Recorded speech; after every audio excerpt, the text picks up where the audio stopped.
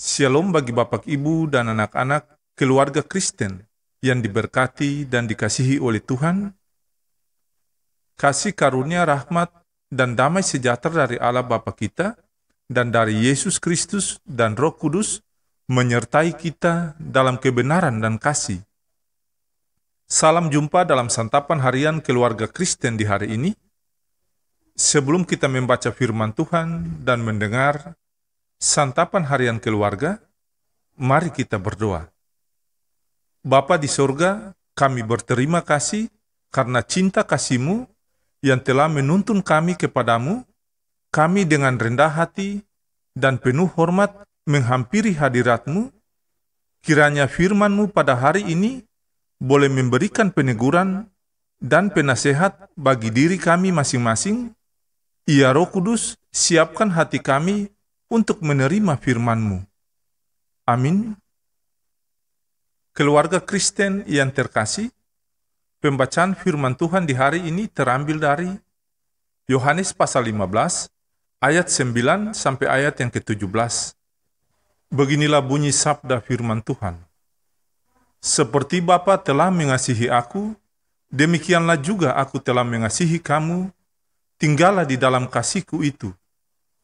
Jikalau kamu menuruti perintah-Ku, kamu akan tinggal di dalam kasih-Ku, seperti aku menuruti perintah Bapa-Ku dan tinggal di dalam kasih-Nya.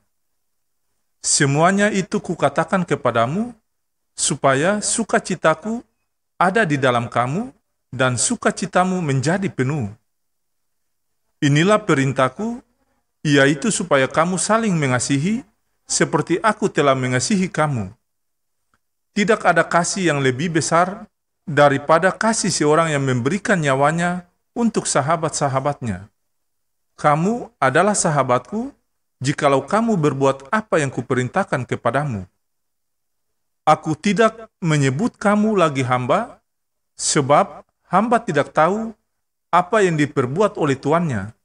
Tetapi aku menyebut kamu sahabat, karena aku telah memberitahukan kepada kamu segala sesuatu yang telah Kudengar dari Bapa-Ku. Bukan kamu yang memilih aku, tetapi akulah yang memilih kamu.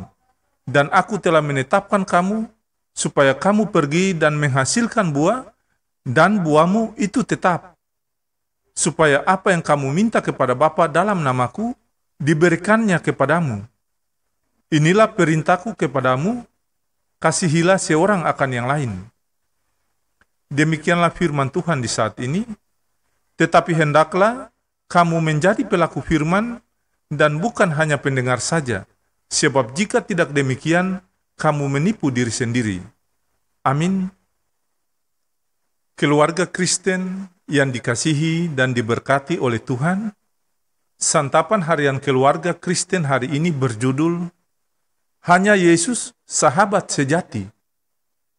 Keluarga Kristen yang diberkati, dalam menjalani kehidupan di dunia ini, tak mungkin kita sendirian. Siapapun kita, pasti kita memerlukan orang lain sebagai teman atau sahabat.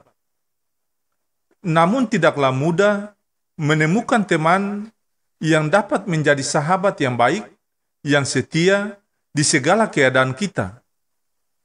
Teman yang datang dan pergi adalah hal yang biasa. Teman dalam suka banyak, tetapi bagaimana dengan teman dalam duka atau ketika kita sedang susah?